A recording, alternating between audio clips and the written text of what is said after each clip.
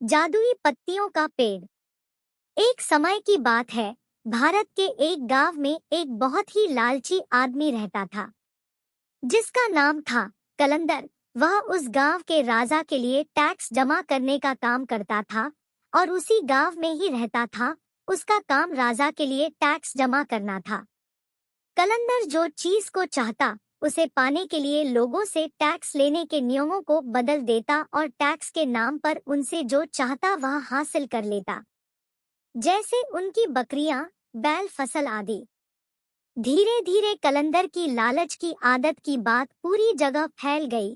कलंदर के कारण सब लोग वहां पर रहने से डरते थे। उसके पड़ोसी गांव में राघव नाम का किसान रहता था। राघव का एक बेटा था विशाल, जो बहुत ही चालाक और बुद्धिमान था।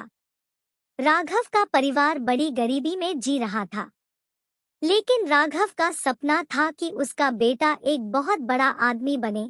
एक बार जब सब लोग बैठकर इधर-उधर की बातें कर रहे थे, तो विशाल ने लालची कलंदर के बारे में सुना और विशाल ने निश्चय कर लिया और बोला, मैं किसी ना किसी तरह से इस लालची कलंदर को राजा से सजा जरूर दिलवाऊंगा।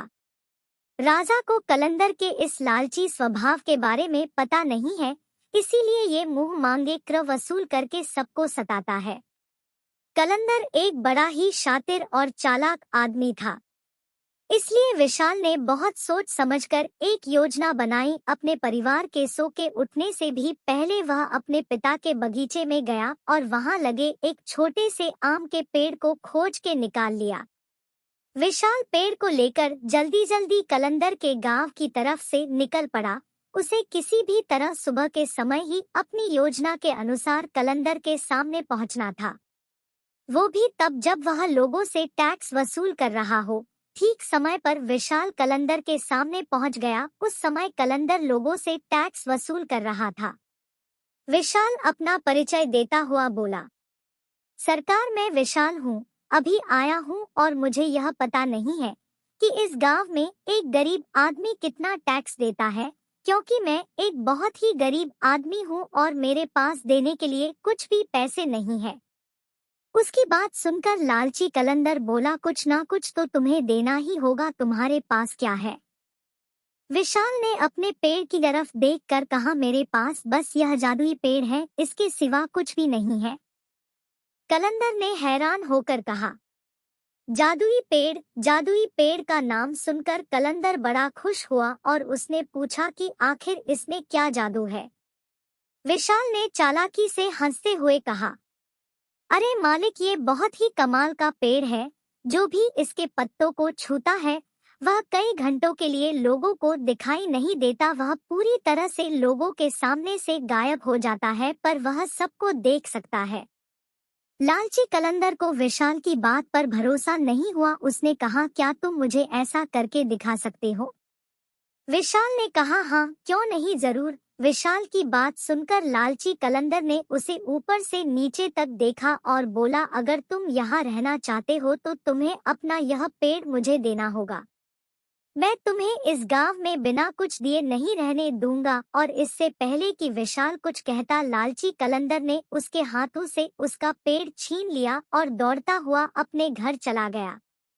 घर जाकर उसने पेड़ की एक पत्ती तोड़ी और उसे अपने माथे पर रख लिया। वहीं पास में उसकी पत्नी बैठकर खाना पका रही थी। उसने अपनी पत्नी से पूछा, सुनो, क्या तुम मुझे देख सकती हो? पत्नी को कलंदर की बात सुनकर बहुत गुस्सा आया और वह बोली, क्यों नहीं देख सकती, क्या मैं तुमको अंधी नजर आती हूँ? अब कलंदर बड़ा परेशान हो गया। वह भागते हुए दूसरे कमरे में गया और उसने पेड़ की दूसरी पत्नी तोड़कर फिर अपने माथे पर लगाई। फिर वापस रसोई घर में आकर बोला, अब क्या तुम मुझे देख सकती हो? अब तो उसकी पत्नी को बहुत ज्यादा गुस्सा आने लगा है। जोर से बोली, तुम्हारा दिमाग तो ठीक है, आखिर तुम कहना क्या चाहते हो? क्यों मैं तुम्हें देख पाऊंगी? क्या तुम्हें लगता है कि मेरी आंखें खराब हो गई है? लालची कलंदर बड़ा ही परेशान हुआ। मैं फिर कमरे में गया। उसने फिर पेड़ की पत्ती थोड़ी, फिर उसे अपने माथे पर लगाया और फिर अपनी पत्नी के पास गया। फिर से दोहराया, क्या तुम मुझे अब देख सकती हो? पत्नी कलंदर के लगातार इस पागलपन से बड़ी परेशान हो गई थी। आखिर गुस्सा होकर उसने कहा, नहीं, मुझे तुम दिखाई नहीं पड़ रहे हो, मैं तुम्हें नहीं देख सकती। लालची कलंदर तो जैसे यही सुनना चाहता था, वह खुशी से पागल हो गया। उसने सोचा कि वह गांव में जाकर इस पेड़ के जादू को परखेगा।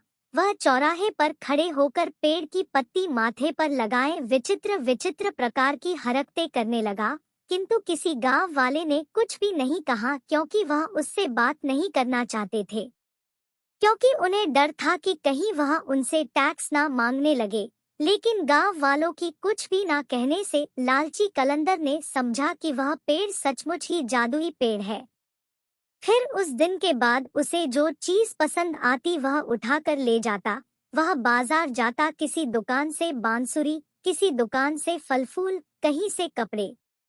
सब उसे ऐसा करते देखते पर डर के मारे उसे कभी मना नहीं करते। लेकिन वह लालची कलंदर यह समझता कि वह किसी को दिखाई नहीं देता, इसलिए कोई उसे कुछ नहीं कहता। एक दिन गांव को देखने के लिए राजा की शाही गाड़ी गुजरी। कलंदर ने देखा कि राजा की गाड़ी में बेशकीमती हीरे जवाहरात आदि से सजी हुई थी। लालची कलंदर ने आदत के अनुसार पेड़ का पत्ता अपने माथे पर रखा और राजा की बग्घी से हीरे जवाहरात चुराने लगा। सरेआम उसकी यह हरकत देखकर राजा को बड़ा गुस्सा आया। उन्होंने चिल्लाकर कहा, गिरफ्तार करो इसे। अब लालची कलंदर बड़ा परेशान हो गया।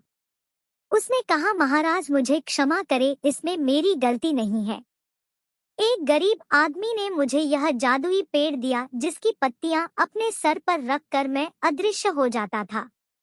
लेकिन आज मुझे पता चला कि वह झूठ बोल रहा था, क्योंकि आपने मुझे देख लिया और मैं गायब नहीं हुआ। राजा को उसकी बात सुनकर बहुत गुस्सा आया। राजा ने कहा, यह तो बिल्कुल ही पागलों की तरह बात कर रहा है।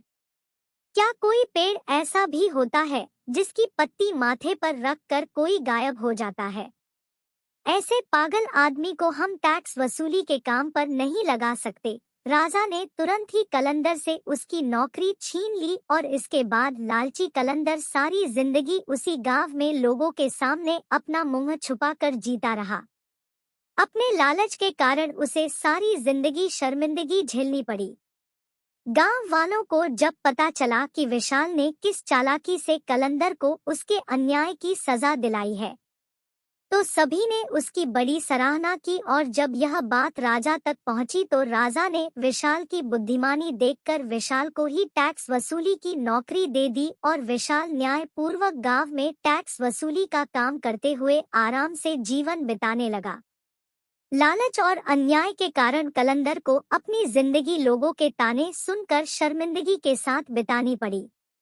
लालच बुरी बला है। दोस्तों, हमें कभी भी लालच नहीं करना चाहिए। जब भी हम लालच करते हैं तो अपना ही नुकसान होता है। जिस तरह इस कहानी में कलंदर ने लालच किया और अपनी नौकरी और इज्जत दोनों ही खो बैठा।